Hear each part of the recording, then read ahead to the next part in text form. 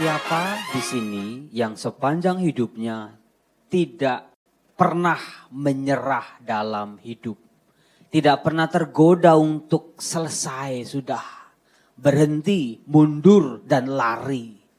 Kayaknya hampir semua dari kita, apapun profesi kita, siapapun kita, pasti kita pernah dalam hidup satu kali minimal untuk berhenti, untuk menyerah, untuk udah aja deh.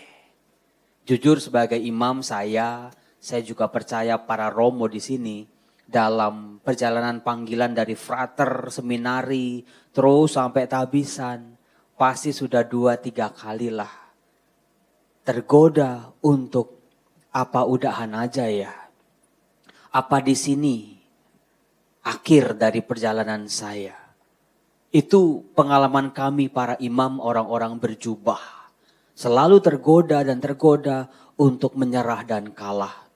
Saya yakin pengalaman ibu bapak khususnya dalam hidup berkeluarga, dalam mencari nafkah, dalam pekerjaan. Sering kali digoda untuk udah kita udahan aja. Kalau kita cermati saudara-saudaraku, sering kali godaan untuk menyerah itu baru muncul ketika kesulitan demi kesulitan itu datang. Ketika kita tidak mampu mengatasi kesulitan itu. Kita seolah-olah udah mencoba cari jalan keluar, kanan, kiri, depan, belakang, atas, bawah. Tapi kok rupanya kayaknya gak ada jalan keluar. Gak ada setitik terang, setitik pun tidak ada. Maka kita mencoba untuk ya udah deh realistis aja. Daripada dilanjutin sama-sama menyakitkan, daripada dilanjutin juga kayaknya gak ada ujungnya. Saudara-saudaraku yang terkasih, apakah Anda tahu dalam kitab suci setelah kebangkitan Yesus, yang bagus bacaan-bacaannya itu, kalau Anda perhatikan itu dari hari Senin setelah Paskah, hari Selasa, Rabu, Kamis, Jumat, Sabtu setelah Paskah. Itu bacaannya bagus-bagus banget, TOPBGT kalau bahasanya Robo Yosef. Kita bisa lihat tuh hasil dari pribadi-pribadi yang tidak menyerah. Tuhan Yesusnya enggak menyerah sama para murid.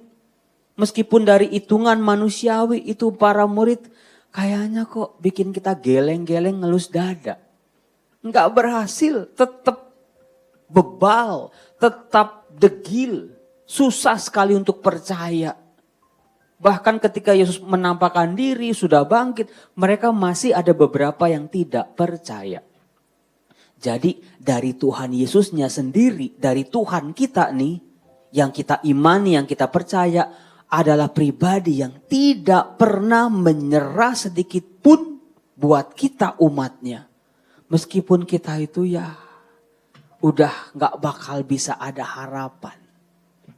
Lalu juga dari sisi para muridnya juga, kalau kita lihat ibu bapak, saudara-saudara, ambil contoh tokoh Petrus yang selalu dibahas panjang minggu kemarin. Waktu Petrus diomelin sama Yesus, "Enyahlah engkau iblis." Itu kalau dia mau menyerah itu udah nyerah lah. Dari dulu dia udah menyerah. Ketika dia mengkhianati Yesus, dia udah harusnya menyerah. Ketika Yesus sudah bangkit dan gak ada di makam, dia seharusnya punya argumen-argumen, punya landasan untuk menyerah. Gede banget. Segede godaan kita untuk menyerah. Tapi ternyata Petrus, para rasul yang lain, kabar gembiranya mereka tidak pernah menyerah. Sekarang mereka itu gak menyerah untuk apa sih? Kita juga sebagai imam, sebagai bapak, ibu, suami, istri, orang tua, anak, apapun pekerjaan kita. Kita tuh diajak untuk tidak menyerah. Untuk apa? Satu kata. Jangan pernah menyerah untuk percaya. Percaya pada apa? Pada nama yang mengatasi segala nama, yang namanya adalah Yesus, Tuhan kita.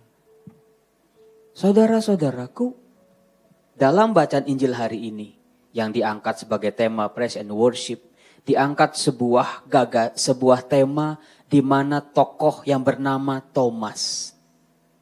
Sebelum Thomas seperti itu, para muridnya juga sebetulnya nggak jauh beda. Mereka berkumpul di Yerusalem tapi pintu-pintu terkunci. Padahal mereka sudah lihat Yesus bangkit. Mereka sudah melihat Yesus menampakkan diri beberapa kali sama mereka. Tapi what's wrong? Mereka kumpul tapi pintu-pintu tertutup. Mereka takut atau mereka kurang berani untuk percaya. Sampai pada akhirnya Yesus menampakkan diri kepada murid-murid lain kecuali Thomas. Nah, di sini kita bisa melihat nih cara kerja Tuhan. Dalam kebersamaan kita, ada orang-orang yang mudah percaya. Ada orang-orang yang lebih cepat percaya. Ada orang-orang yang lambat untuk percaya. Disinilah contoh paling bagus. Murid-murid Yesus yang sudah melihat Yesus mencoba untuk mengajak Thomas untuk percaya. Maka tugas kita yang sudah percaya ini jangan hanya diam, duduk pangku tangan, tetapi coba berjuang meyakinkan orang-orang yang lambat percaya.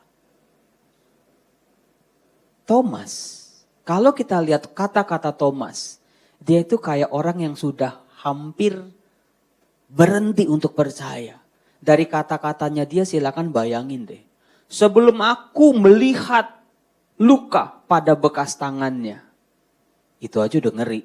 Sebelum aku mencucukkan jariku ke dalam bekas luka itu, bayangin sendiri, pakai imajinasi. Kalau Anda seperti itu berani emangnya cucukin tangan ke bekas lukanya Yesus. Terus dia nambah lagi, sebelum aku memasukkan tanganku ke dalam bekas luka dalam lambungnya, itu lebih ngeri lagi. Saudara-saudara, itulah wajah kita saat ini ketika kita berhenti percaya. Semakin sulitlah kehidupan kita. Seperti Thomas diajak untuk percaya sama Yesus.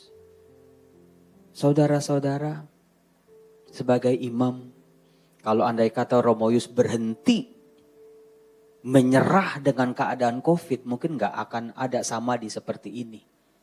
Andai kata suami istri pasangan, karena konflik, karena kesulitan, karena debat dan lain sebagainya, berhenti dan menyerah, mungkin ada begitu jutaan perceraian terjadi. Guru dengan muridnya, sahabat dan lain sebagainya. Mari saudara-saudara, percaya itu soal belajar. Mari kita belajar lebih percaya lagi. Saling menguatkan, saling menopang dan saling menolong. Supaya kita semua hidup oleh rasa percaya. Jangan pernah berhenti percaya. Never give up to trust our life in God's hand. Saudara-saudaraku yang terkasih, katakanlah saat ini, dimanapun Anda, kondisi apapun Anda saat ini, I believe in you Jesus. Yesus, aku percaya padamu. Aku takkan pernah berhenti percaya sampai kulihat sendiri mukjizat menjadi nyata dalam kehidupanku.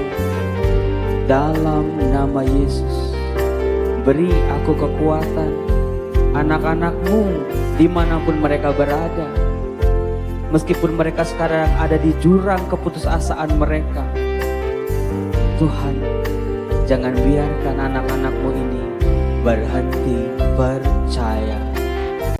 Saat hidupmu susah untuk percaya, ada nama yang mengatasi segala nama, Yesus. Dalam